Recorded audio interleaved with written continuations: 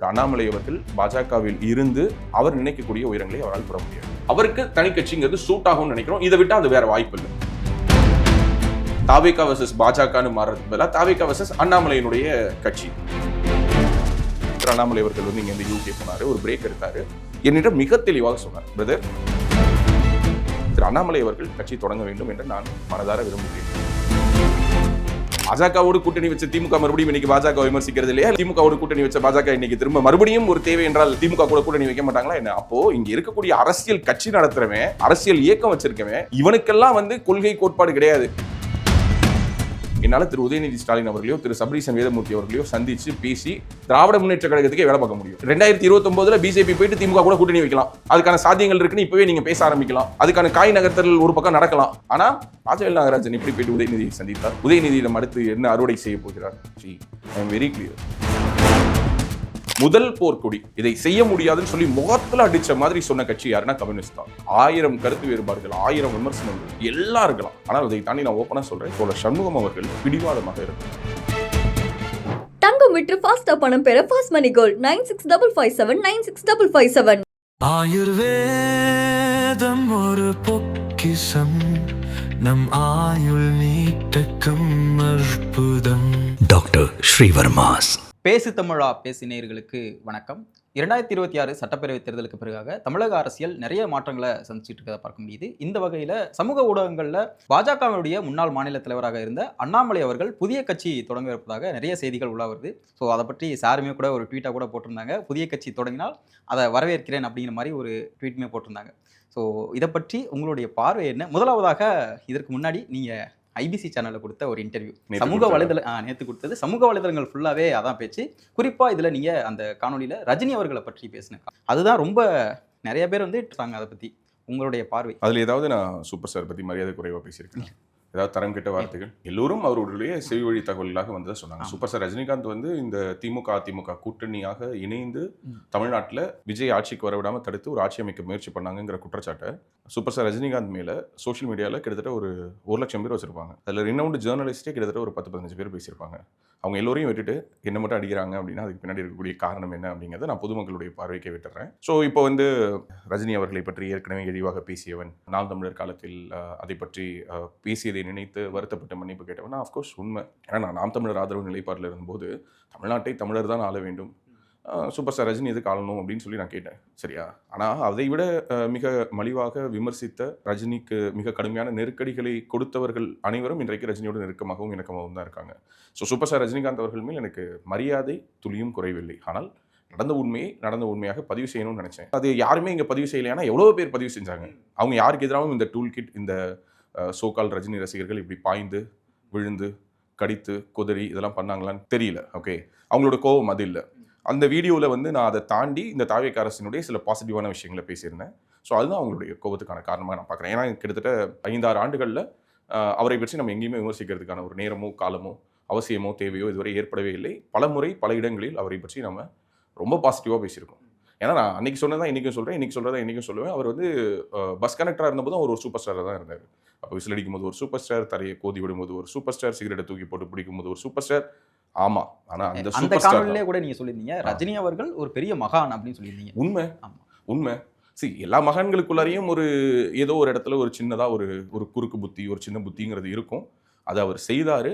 அதுக்கு திமுகவும் அதிமுகவும் சேர்ந்து அவரை அதில் ஈடுபடுத்தினுச்சா அல்லது அவருடைய எண்ணத்தின் அடிப்படையில் திமுகவும் அதிமுகவும் செய்தாங்களா? இதெல்லாம் பெரிய டிஸ்கஷன். நான் மறுபடியும் சொல்றேன், திமுகவும் அதிமுகவும் இணைந்து சேர்ந்து ஆட்சி அமைப்பது என்ற முடிவை எடுத்தார்கள் என்று யாரெல்லாம் சொல்லியிருக்கா? ஃபர்ஸ்ட் ஆர்கே ரிவீல் பண்ணாரு. ஓகே, இல்ல ஆக்சுவலி ஆர்கே ரிவீல் பண்ணும்போதே parallel-ஆ there is another journalist called Sivapriyan. அவர் சொன்னாரு, ஷபீர் சொன்னாரு, ஆர்கே வீடியோவாவே போட்டாரு. கேட்கும்போது எனக்கு மனசெல்லாம் பதறுதுன்னு. கார்ல உட்கார்ந்து கேப்ல உட்கார்ந்து. எக்ஸாக்ட்லி. சோ அப்போ இது நடந்தது அப்படிங்கறத இங்க யாராலையும் மறுக்க முடியாது. இன்னைக்கு ஏன் திமுக இதை மறுக்குதுன்னா, ஏன்னா அவங்க என்ன நினைச்சாங்கன்னா உண்மையாகவே அதிமுக தலைமையில் ஒரு கவர்மெண்ட் ஃபார்ம் ஆயிடும், அவங்க என்ன சொன்னாலும் கம்யூனிஸ்டுகள் கேட்பாங்கன்னு நினைச்சாங்க. முதல் போர்க்கொடி இதை செய்ய முடியாதுன்னு சொல்லி முகத்துல அடிச்ச மாதிரி சொன்ன கட்சி யாருன்னா கம்யூனிஸ்ட் தான். 1000 கருத்து வேறுபாடுகள், 1000 விமர்சனங்கள் எல்லாம் இருக்கலாம். ஆனால் அதை தாண்டி நான் ஓப்பனாக சொல்கிறேன், தோழர் சண்முகம் அவர்கள் பிடிவாதமாக இருந்தார். உடனடியாக திரு பிபி அவர்களுக்கு தகவல் சொல்லப்பட்டு அவரும் தன்னுடைய வருத்தத்தை பதிவு செய்தார். இல்லை, அப்படி பண்ணவே முடியாது, மக்களுடைய மேண்டேட்னு ஒன்று இருக்குது, ஸோ மக்களுடைய தீர்ப்புக்கு எதிராக போகிற மாதிரி இருக்கும் அப்படின்னு அவர்கள் அதை மறுத்தார்கள். ஓகே, ஆனால் அதே நேரத்தில் எப்படி இந்த ஆதரவை கொடுப்பதுங்கிற ஒரு சிக்கலும் இருந்துச்சு. அதுக்கு பிறகு நடந்ததெல்லாம் அப்படியே ஒன்று அன்ஃபோல்ட் ஆக ஆரம்பிச்சது. மறுபடியும் சொல்கிறேன், விடுதலை சிறுத்தைகள் கட்சிக்கு என்ன நிலைப்பாடு இருந்துச்சுன்னா, ஆரம்பத்தில் அவங்களுக்கு அந்த நிலைப்பாடு இல்லை. என்ன நிலைப்பாடு இல்லை, மக்களுடைய மேண்டேட்டை மதிக்கணுங்கிற எண்ணம்லாம் இல்லை. அவங்களுக்கு என்ன எண்ணம் இருந்துச்சு, 2 எம்எல்ஏக்களை வச்சுக்கிட்டு முதல்வர் ஆகிறதுக்கு வாய்ப்பு இருந்ததுன்னா ஆகிடலாங்கிற எண்ணம் தான் இருந்துச்சு. திருமாவளவன் அவர்கள் சொன்னார் இல்லையா, இன்னும் தமிழ்நாட்டில் ஒரு பட்டியல் சமூகத்தை சேர்ந்தவரை வந்து முதல்வராக ஏற்றுக்கொள்ளக்கூடிய மனப்பக்குவம் வரலன்னு. ஸோ அப்போ 2 சீட்டு வச்சுக்கிட்டு அவரை முதல்வராக்கி விட்டால், ஸோ அப்போ வந்து என்னன்னா திமுகவும் அதிமுகவும் சேர்ந்து ஒரு அரசு அமைக்கிறாங்கிற இம்ப்ரெஷன் வராது. 2 திராவிட கட்சிகளும் சேர்ந்து மிகப்பெரிய சாதனை செய்து விட்டோம் என்று பறைசாற்றலாம் இல்லையா. அதற்காக அவர்கள் எடுத்த முடிவு தான் என்னன்னா, கடைசி நிமிஷத்தில் திருமாவளவன் அவர்களை முதல்வராக்குவது. அந்த டிஸ்கஷன்ஸும் போதும். அந்த டிஸ்கஷனை சொல்லி மறுபடியும் மார்க்சிஸ்ட் என்ன பண்ண சொல்றாங்க, நீங்க கொடுத்த ஆதரவை விலக்கிக்கலாம், ஒன்றும் பிரச்சனை கிடையாது. ஆதரவுன்னு சொல்லிட்டு விலகிக்கிறது இல்லையா, அரசியல் பேச மாட்டோம்னு சொல்லிட்டு நம்ம பேசுறது இல்லையா இல்லை. ஏன்னா திமுகவோட கூட்டணி வச்ச பாஜக இன்னைக்கு திரும்ப மறுபடியும் ஒரு தேவை என்றால் திமுக கூட கூட்டணி வைக்க மாட்டாங்களா என்ன? அப்போ இங்க இருக்கக்கூடிய அரசியல் கட்சி நடத்துறவன், அரசியல் இயக்கம் வச்சிருக்கவன், இவனுக்கெல்லாம் வந்து கொள்கை கோட்பாடு கிடையாது. அவங்களுடைய தேவைக்கு ஏற்ற மாதிரி, அவங்களுடைய அரசியல் சூழலுக்கு ஏற்ற மாதிரி யாரை தீய சக்தினாங்களோ அந்த தீய சக்தி ஓட்டு வாங்கினவங்களை வச்சே தூய சக்தி ஆட்சி அமைக்கும். தூய சக்தியை கிண்டல் பண்ணி என்னன்னு சொன்னாங்க, RSSின் பிள்ளைகள்னு சொன்னவங்களுடைய அமைச்சரவையில் போயிட்டு விடுதலை சிறுத்தைகள் பங்கெடுக்கும். ஆனால் நம்ம மட்டும் ஒருவர் நல்லவர்னு சொல்லிட்டு அதை மட்டும் நம்ம சொல்லிக்கிட்டே இருக்கணும். இந்த கட்சி தான் என்னுடைய ஆதரவு நிலைப்பாடுன்னு சொல்லிட்டு சொல்லிக்கிட்டே இருக்கணும். நான் மறுபடியும் சொல்றேன், என்னுடைய ஆதரவு நிலைப்பாடுகள் மாறி இருக்குது. ஆமா மாறி இருக்குது. ஆனால் ஒரு கட்சியில் எம்எல்ஏவா இருந்துட்டு பதவி சுகத்துக்காக இன்னொரு கட்சிக்கு MP ஆகிட்டு, இன்னொரு கட்சியில் நான் வந்து மந்திரியா இருந்து, இன்னொரு கட்சியில் திரும்ப போய் நான் கவுன்சிலராக இருந்து, இன்னொரு கட்சியில் போய் நான் மேயராக இருந்து அப்படி எதையும் அனுபவிக்கல. என் நிலைப்பாடுகளை சொல்லியிருக்கேன். ஒரு சில கட்சிக்கு ப்ரொஃபஷனலாக சில சர்வீசஸ் எக்ஸ்டெண்ட் பண்ணியிருக்கோம். That is part of my business. So அது வந்து நீ வந்து கிளைம் பண்ணுவ, நீ வந்து சோஷியல் மீடியாவில் உட்காந்து எழுதுவேன்னா எழுது. திமுக அதிமுக சேர்ந்து விஜய் ஆட்சி அமைப்பதை தடுப்பதற்கு எடுத்த முயற்சியில் ஒரு பங்கு வகித்தார். அது பிரதானமான பங்கு. அது யாரும் எதிர்பாராத வகையில் அவர் செய்த ஒரு வேலை. அது ஏன் செய்தார், எதற்காக செய்தார், அப்படி செய்தது சரியா தவறா, அதெல்லாம் அவருடைய மனசாட்சி. ஸ்டாலின் அவர்களை போயிட்டு ரஜினிகாந்த் அவர்கள் சந்திக்கும் பொழுது நிறைய விஷயங்கள் சமூக வலைதளங்களை பேசினாங்க, நிறைய விமர்சனங்கள் உள்ளாச்சு. நான் தான் சொல்றேன்ல, அதாவது நான் சொன்ன விமர்சனம், நான் சொன்ன குற்றச்சாட்டு, அது குற்றச்சாட்டுன்னு எடுத்தா குற்றச்சாட்டுன்னு வச்சுக்கோ, செய்வழி தகவல்னா செய்வழி தகவல்னு வச்சுக்கோ, கான்ஸ்பிரசி தியரினா கான்ஸ்பிரசி தியரின்னு வச்சுக்கோ, இல்ல ரூட் மாஃபியா கிட்ட பணம் வாங்கிட்டு இவங்க நரேட்டிவ் செட் பண்றாங்க அப்படிங்கிறியா வச்சுக்கோ. இது வந்து ஒரு புதிய ஒரு விமர்சனமோ அல்லது ஒரு புதிய ஒரு பார்வையோ இல்லை. இவர் 2023 ஸ்ட்ரிங் ஆபரேஷனில் மதன் ரவிச்சந்திரனிடம், ஆமா அவனும் மறுக்கலையே, அதில் இருந்தது நான் இல்லை, ஏஐ வீடியோன்னு சொன்னேன்னா. ஒரு எம்எல்ஏ மக்களால் தேர்ந்தெடுக்கப்பட்டவர் வந்து கையெழுத்து போட்டு கொடுக்குறாரு. அந்த கையெழுத்து போட்டு கொடுத்துட்டு பத்திரிகையாளர் சந்திப்பில் வந்து தினகரன் சொல்றாரு ஏஐ வீடியோ. அவரெல்லாம் என்ன நீங்க என்ன கூண்டில் நிறுத்தி தலையில் அவர் என்ன தூக்கில் போட்டுட்டீங்களா? இது சமூக வலைதளங்கள்ல இன்னும் ஒரு படி மேலே போயிட்டு இப்போ அடுத்து டிவிக்கு நிலைப்பாடு எடுக்க ஆரம்பிச்சிட்டாரு. ஸோ இப்போ வந்து அப்படின்னா அந்த வீடியோ ஃபுல்லாக பார்க்கல, அதான் சொல்றேன், அதான் செலக்டிவ்னு சொல்றேன். அந்த வீடியோவில் அழுத்தம் திருத்தமாக சொல்லியிருக்கோம், இது குதிரை பேரம். உங்களுக்கு கொஞ்சமாவது மனசாட்சி இருந்ததுன்னா நான் என்ன சொல்றேன், ஓப்பனாக சொல்றேன், மக்கள் ஒன்றும் ஓட்டு போட மாட்டேன்னு சொன்னாங்களா?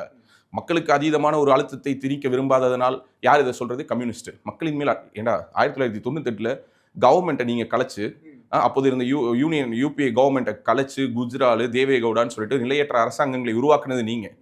எங்கேயோ இருக்கக்கூடிய ஒரு அணு ஆயுத ஒப்பந்தத்தை போட்டாங்க, அதனால வந்து நாங்கள் ஆதரவு வாபஸ் வாங்குறோம்னு சொல்லி உங்களோட ஈகோவுக்கு ஒட்டுமொத்த இந்திய நாட்டினுடைய எதிர்காலத்தையே கேள்விக்குறியாக்கி இந்தியாவுக்கே தேர்தல் வர வச்சவங்க நீங்க இன்னைக்கு வந்து பாடம் நடத்துறீங்க. என்ன பண்ணியிருக்கணும்? ஆக்சுவலா உண்மையாகவே மறுபடியும் தேர்தலை சந்தித்திருக்கணும். அவங்க கூட ஜெயிச்சு வந்திருக்கணும். 108 ஜெயிச்சவங்க 180 கூட ஜெயிச்சிருக்கலாம், யாருக்கு தெரியும்? இல்லை 108 ஜெயிச்சவங்க 50 சீட்டுக்கோ 60 சீட்டுக்கோ கூட போயிருக்கலாம். ஆனால் அது ஒன்று தான் எத்திக்கலான முடிவு. ஆனால் ப்ராக்டிக்கலாக இங்கே நிறைய பாசிபிலிட்டிஸை கான்ஸ்டியூஷன் கொடுக்குது. அது என்ன கொடுக்குது? ப்ரீபோல் அலையன்ஸ் வேற, போஸ்ட்போல் அலையன்ஸ் வேற. ஸோ தேர்தலுக்கு பிறகு வரக்கூடிய வெற்றியை பொறுத்து, எண்ணிக்கைகளை பொறுத்து தேவை என்றால் இன்னொருவருடைய ஆதரவை பெற முடியும், வாங்க முடியும். இல்லை விலை கொடுத்து வாங்க முடியும். இல்லை இங்கே சோஃபா மாடலுங்கிறாங்க, சோஃபாக்குள்ளார தங்க கட்டி இருந்ததுங்கிறாங்க, சோஃபாக்குள்ளார காசு இருந்ததுங்கிறாங்க. சோஃபா வெறும் சோஃபாவாக கூட இருந்திருக்கலாம். ஆனால் எம்எல்ஏக்கள் விலைக்கு வாங்கப்பட்டு ஆதரவு பெறுவதற்கான முயற்சிகள் எடுக்கப்பட்டதுங்கிறத நான் மறுக்கலையே. நம்ம தான் விமர்சனமாக வைக்கிறோமே. ஆமா நீங்க பண்ணது தப்புன்னு தானே சொல்றோம். நம்ம சகாயங்களுக்காக நம்ம வந்து இடம் பிடிக்க ட்ரை பண்றோம். எந்த ஒரு சகாயமும் எதுவும் தேவையில்லை. நான் மறுபடியும் சொல்றேன், திரு ரஜினிகாந்த் அவர்கள் மேல் நாம் வைத்த விமர்சனம் என்பது தரம் தாழ்ந்த விமர்சனம் அல்ல, தனிநபர் தாக்குதல் அல்ல, தரம் கெட்ட வார்த்தைகளால் அல்ல. எந்த ஒரு விதத்திலும் நாம் அவருடைய மாண்பையோ அவருடைய மரியாதையோ நம்ம குறைச்சு பேசல. அவருடைய ஜேர்னிங்கிறது பெருசு, அவருடைய வயசுங்கிறது பெருசு, அவருடைய அனுபவங்கிறது பெருசு, அவருடைய அரசியல் ஞானம்ங்கிறதும் பெருசு. அதனால தான் அவர் அரசியலுக்கு வரல. ஆனால் இது எல்லாத்தையும் ஒதுக்கி வச்சுட்டு தைரியத்தோட விஜய் வந்தாரு, ஜெயிச்சிட்டாரு. நம்ம அடுத்த விஷயத்தை பற்றி பேசலாம்னு நினைக்கிறேன். பாஜகவுடைய முன்னாள் மாநில தலைவராக இருந்த அண்ணாமலை அவர்கள் புதிய கட்சி தொடங்க இருப்பதாக நிறைய செய்திகள் பார்க்க முடியுது. நிறைய பேர் உட்காந்து ரைட்டப்லாம் எழுதுறாங்க, புதிய கட்சி தொடங்கினா தான் கரெக்டாக இருக்கும் அப்படின்னு. ஸோ உங்களுக்கு நல்லாவே தெரிஞ்சிருக்கும் அண்ணாமலை அவர்களை பற்றி.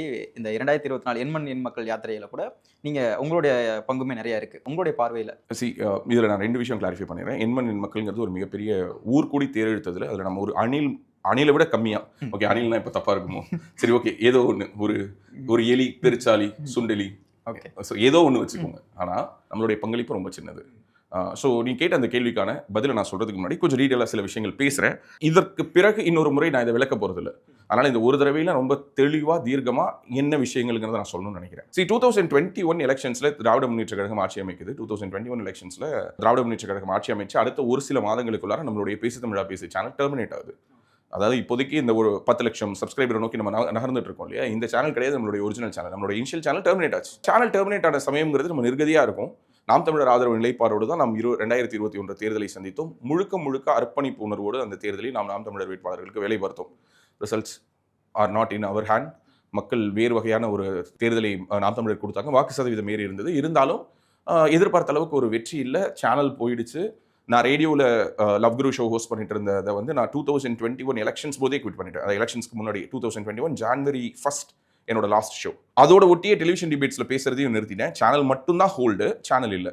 மறுபடியும் சேனலை திரும்ப ரீசெட் பண்ணி சேனலை உருவாக்கிட்டு சேனலை ஸ்டார்ட் பண்ணிவிட்டு நான் வேறு ஒரு தொலைக்காட்சி நிறுவனத்தில் நான் பலமுறை பல பேட்டிகளில் சொல்லியிருக்கேன், அந்த வாய்ப்பை எனக்கு ஏற்படுத்தி கொடுத்தது கிஷோர் கே சாமி தான். கிஷோர் கே சாமிக்கும் எனக்கும் இன்னைக்கு 1000 கருத்து வேறுபாடுகள் இருக்கலாம். ஆனால் அவர் தான் என்னை கூட்டிட்டு போயிட்டு சிவி சண்முகத்துடைய அண்ணன் திரு சிவி ராதாகிருஷ்ணன் அவர்களிடம் அறிமுகப்படுத்தி, சார் இவர் வந்து நிறைய டெலிவிஷன் டிபேட்ஸ்லாம் ஹோஸ்ட் பண்ணியிருக்காரு, பங்கெடுத்திருக்காரு, ஆர்ஜே, ஒரு நல்ல மெட்டீரியல், இவரை வந்து நீங்கள் வந்து பயன்படுத்திக்கோங்க அப்படின்னு சொல்லி அவர் தான் என்ன திரு சிவி சண்முகம் அவர்களுடைய அண்ணன் திரு சிவி ராதாகிருஷ்ணனிடம் அறிமுகப்படுத்தினார். இதற்கு இடைப்பட்ட காலகட்டத்தில் தற்போதைய மின்துறை அமைச்சரும் தற்போதைய சட்டத்துறை அமைச்சருமாக இருக்கக்கூடிய அண்ணன் திரு சிடிஆர் நிர்மல்குமார் அவர்கள் அப்போது பாஜகவில் இருந்தார், ஐடிவிங்கோட மாநில தலைவராக இருந்தார். அவரை சந்திக்கிறதுக்கான ஒரு வாய்ப்பு கிடைக்கும் பொழுது அவர் தான் எனக்கு கூட்டிட்டு போயிட்டு அண்ணாமலையை சந்திக்க வச்சார். திரு அண்ணாமலை அவர்களுடைய செக்ரட்டரியாக இருந்த திரு ஸ்ரீகாந்த் கருணேஷ் அவர்களும் வந்து அண்ணாமலை அவர்களிடம் என்னை பற்றி சொல்ல திரு அண்ணாமலை அவர்களை போய் சந்திக்கிறேன். அதற்கு முன்பாகவே திரு அண்ணாமலை அவர்கள் எனக்கு தெரியும். அவர் வந்து எப்போ ஐபிஎஸ்ஸை குவிட் பண்ணிட்டு வந்து இங்கே எலெக்ஷன்ஸ்க்கு நிற்க வந்தாரோ அப்போதிலிருந்தே நான் அவர் கூட வந்து ஃபோனில் கம்யூனிகேஷனில் இருந்துட்டு தான் இருந்தேன். ஸோ திரு அண்ணாமலை அவர்களை சந்தித்து தமிழக பாஜகவினுடைய கட்டமைப்பை மேம்படுத்துவதற்கு, அதனுடைய சோஷியல் மீடியா ப்ரெசன்ஸை இம்ப்ரூவ் பண்ணுறதுக்கு என்ன பண்ணலாம், இதுதான் எங்களுடைய கோர் டிஸ்கஷன். ஸோ அதற்காக அவர்கிட்ட நான் ஒரு ப்ராஜெக்ட் சப்மிட் பண்ணேன். But that project was getting delay. ஏன்னா இப்போது வரைக்கும் பாஜகவில் இருக்கக்கூடிய சிக்கல் அப்போதும் இருந்தது.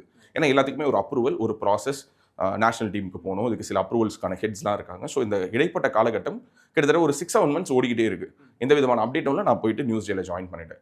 ஸோ நான் நியூஸ் டேல போய் ஜாயின் பண்ணி கிஷோர் மூலமாக போய் அங்கே நான் ஜாயின் பண்ணி அடுத்த ஒரு 4-5 months I was working there. அங்கே சில வேலைகளை எல்லாம் செய்வதற்கும் அங்கே இருக்கக்கூடிய அந்த ஓவரால் ஸ்ட்ரக்சரில் சில ரீஒர்க்கிங் பண்ணுறதுக்கும் எனக்கு மிகப்பெரிய வாய்ப்பை கொடுத்தவர் திரு சிவி சண்முகம் அவர்களுடைய அண்ணன் திரு C V Radhakrishnan. I was heading that channel. Okay, channel head அப்படிங்கிற டிசைனேஷனோட I was heading that channel. So அந்த பணி கிட்டத்தட்ட ஒரு 4-5 months போகும்போது திரு அண்ணாமலை அவர்களோடு நான் தொடர்பிலே தான் இருந்து கொண்டிருந்தேன். அவர் என்னை கூப்பிட்டாரு, கம் லெட்ஸ் டூ சம்திங்னாரு. அதற்கு பிறகு அவர் என்ன எனக்கு வேலை கொடுத்தார், நான் என்ன வேலை செய்தேங்கிறதா இட்ஸ் பிட்வீன் அஸ். ஸோ அது எல்லாத்தையும் பொதுவெளியில் சொல்ல வேண்டிய அவசியம் யாருக்கும் இல்லை, யாரும் சொல்வதும் இல்லை. அது ராஜவேலுக்கு மட்டும் விதிவிலக்கெல்லாம் இல்லை, நானும் சொல்ல போகிறது இல்லை. So I was with him. So 2022 2024 வரைக்கும் அவருடன் பல தருணங்களில் பேச, உரையாட, விவாதிக்க, எதிர்கருத்துக்களை முன்வைக்க, இப்படி அனைத்திற்குமான ஒரு வாய்ப்பை கொடுத்து என்னுடைய லைஃபோட அனைத்து விதமான முக்கியமான முடிவுகளிலும் அவருடைய பங்களிப்பு இருந்தது. ஓகே, ஸோ எல்லா விதத்திலும் அவர் எனக்கு ஒரு மிகப்பெரிய உறுதுணையாக இருந்தார். 2024 எலெக்ஷன்ஸ் முடியுது. அந்த பார்லிமெண்ட் எலெக்ஷன்ஸில் நம்மளுடைய பேசு தமிழா பேசு டீமில் கன்சிஸ்டண்டாக 2021க்கு முன்னாடியிலேருந்தே நிறைய தேர்தல் பணிகளில் ஒர்க் பண்ணக்கூடிய, தேர்தலில் கண்டெஸ்ட் பண்ணக்கூடிய கேண்டிடேட்ஸ்க்கு அவங்களுக்கான ப்ரொஃபைல் பில்டிங் ஒர்க்ஸ் பண்ணுறது, பொலிட்டிக்கலி ஆஸ்பைரிங்காக இருக்கக்கூடியவங்களுக்கான ப்ரொஃபைல் பில்டிங் ஒர்க்ஸ் பண்ணுறது, அவங்களுடைய பிஆர் ஒர்க் பண்ணுறதுன்னு நிறைய விஷயங்கள் நம்ம செய்துக்கிட்டு தான் இருக்கும். ஸோ அதனுடைய ஒரு தொடர்ச்சியாக 2024 எலெக்ஷன்ஸில் நம்ம சில பார்லிமெண்ட் கான்ஸ்டியூன்சிஸ்க்கு ஒர்க் பண்ணோம். அப்படி திருநெல்வேலி தொகுதிக்கும் நாம் தான் வேலை பார்த்தோம். தென்காசி தொகுதியிலும் நாம் வேலை பார்த்தோம், கரூர் தொகுதியில் வேலை பார்த்தோம், சிதம்பரத்தில் வேலை பார்த்தோம். ஸோ இந்த மாதிரி கோயம்புத்தூரில் மீடியா மேனேஜ்மெண்ட்னு பல்வேறு தொகுதிகளில் நம்ம ஒர்க் பண்ணோம். ஸோ அப்படி தற்போதைய மாநில தலைவர் திரு நயினார் நாகேந்திரன் அவர்கள் திருநெல்வேலியில் கண்டெஸ்ட் பண்ணும்போது அவருக்கும் நம்ம டீம் ஒர்க் பண்ணோம். இது எல்லாருக்குமே தெரியும். இதை பற்றி நம்ம நிறைய பேசியிருக்கோம். திரு அண்ணாமலை அவர்களிடம் சொல்லிவிட்டு தான் நான் அந்த தேர்தலில் மற்ற தொகுதிகளுக்கு வேலை பார்க்கறதுக்கே ஒத்துக்கிட்டேன். ஏன்னா ஆல்ரெடி எக்ஸிஸ்டிங்காக ஒரு மிகப்பெரிய ரிசோர்ஸ் பட்டாலியனே வந்து இறங்கிடுச்சு கோயம்புத்தூரில். பட் இப்படியான ரிசல்ட் வரும் நாங்கள் எதிர்பார்க்கல. அதாவது அதிமுக ஓட்டுகள் அனைத்தும் திமுகவுக்கு போகும் நாங்கள் எதிர்பார்க்கல. ஏன்னா இப்போ இருக்கிற மாதிரியான சூழல் இல்லை. கோயம்புத்தூரை சுற்றி இருக்கக்கூடிய அனைத்து தொகுதியிலையும் அதிமுக எம்எல்ஏஸ். ஆனால் அந்த தேர்தலில் சிங்கை ராமச்சந்திரன் அவர்கள் 3வது இடத்துக்கு போனாரு. டெபாசிட் போனாரு? எலக்ட்ரல் லெவல்ல தான் இருந்தாரு. எப்படி போனாரு? அப்படின்னா அதிமுக ஓட்டு சிங்கை ராமச்சந்திரனுக்கு விழல. அண்ணாமலைக்கு போடக்கூடாதுங்கிறதுக்காக எப்படியா இருந்தாலும் சிங்கை ராமச்சந்திரன் தோத்துருவாரு, அண்ணாமலை ஜெயிச்சிடக்கூடாதுன்னு சொல்லிட்டு யாருக்கு ஓட் பண்ணாங்க? திமுக ஓட் பண்ணாங்க. ஓகே, ஸோ திமுக ஓட் பண்ணி அவரை வின் பண்ண வச்சாங்க. ஸோ இப்படியான ஒரு நிகழ்வு எல்லாம் நடந்து முடிந்தது. அதற்கு பிறகு எல்லோருக்கும் தெரியும், திரு அண்ணாமலை அவர்கள் வந்து இங்கே யூகே போனார், ஒரு பிரேக் எடுத்தார். என்னிடம் மிக தெளிவாக சொன்னார், பிரதர் நான் ஒரு பிரேக் எடுக்க போகிறேன். இன்னைக்கு இல்லை, அவருடைய மனம், நான் பல முறை சொல்லியிருக்கேன், எப்போதுமே அவர் ஒரு பரபரப்பான அரசியல் சூழலில் இருக்கணும்னு நினைக்கக்கூடிய ஒரு டிபிக்கல் பொலிட்டிஷியன் கிடையாது. He needs break. அவருக்கு குடும்பத்துக்கான டைம் வேணும், தனக்கான ஸ்பெஷல், தனக்கான ப்ரிவிலேஜ் ஒரு ப்ரைவேட் ஸ்பேஸ் வேணும்னு நினைக்கக்கூடியவர், பல நாடுகளுக்கு பயணம் பண்ணணும்னு நினைக்கக்கூடியவர், வெவ்வேறு அனுபவங்கள் பெறணும்னு நினைக்கக்கூடியவர். நான் சில விஷயங்கள் அவர்கிட்ட சொல்லும் பொழுது நம்ம அதை ஹோல்டு பண்ணி பண்ணலாம். எனக்கே சில விஷயங்களில் வாட் இஸ் நெக்ஸ்ட் அப்படிங்கிறத பொறுத்து மட்டும் எனக்கு ஒரு கிளாரிட்டி தேவைப்படுது, ஐ நீட் சம் பிரேக்குன்னு சொன்னார். இந்த மாதிரியான ஒரு கலவையான சூழலில் தான் தமிழ்நாடு பாரதிய ஜனதா கட்சியினுடைய மாநில தலைமை மாற்றம் நடக்குது. நிறைய பேர் என்ன நினச்சிட்டு இருக்காங்கன்னா, இவர் அண்ணாமலைனாரு, அடுத்து நயினார். இல்லை, தப்பாக புரிஞ்சுட்டு இருக்கீங்க பாஸ். திரு நயினார் நாகேந்திரன் அவர்களோடு இணைந்து அவருக்கு என்ன வேணுமோ, அவருடைய மீடியாவில், அவருடைய சோஷியல் மீடியா ப்ரெசன்ஸில் அவருக்கு என்னென்ன விதமான அசிஸ்டன்ஸ் வேணுமோ அதை செஞ்சு கொடுங்கன்னு சொல்லி என்னை ரெக்கமெண்ட் பண்ணதே யாரு? அண்ணாமலை. எக்ஸாக்ட்லி. அப்போ என்ன அக்செப்ட் பண்ணுறது யாரு? நயினார். எந்த விதமான ஹெசிடேஷனும் நம்ம அக்செப்ட் பண்ணார். ஸோ 2024லேருந்து 26 வரைக்கும் இப்போ இந்த தேர்தல் முடிவு வரை நம்மளுடைய அசோசியேஷனுங்கிறது கண்டினியூ ஆச்சு. ஸோ இதில் எந்த ஒரு இடத்திலுமே இவங்க எல்லாரும் புரிஞ்சுக்கிற மாதிரி ஒன்று நடக்கவே இல்லை. ரெண்டாவது, இவங்கெல்லாம் யாரு? இவங்களுக்கு நம்ம எதுக்கு இவ்வளோ விளக்கம் சொல்லணும்? அது சொல்ல வேண்டியதில்லை. இங்கே இருக்கக்கூடிய பொலிட்டிக்கல் அசோசியேஷனை ஒவ்வொரு கட்சியோடு ஒர்க் பண்ணக்கூடிய ஒவ்வொரு டீமும் எக்ஸ்பிளைன் பண்ணுறாங்களா என்ன? அதெல்லாம் எதுவுமே கிடையாது. நான் இதெல்லாம் பற்றி பேசவே மாட்டேன். அதனால தான் நான் உங்ககிட்ட இந்த வீடியோவில் கொஞ்சம் முன்னாடியே ஆரம்பிக்கும் போது இதை பற்றி நான் இன்னொரு தடவை விளக்கவே போகிறது இல்லைன்னு. அண்ட் ரெண்டாவது, திரு அண்ணாமலை அவர்கள் வந்து கட்சி தொடங்குவது அப்படிங்கிற ஒரு முடிவில் இருக்காரான்லாம் எனக்கு தெரியாது.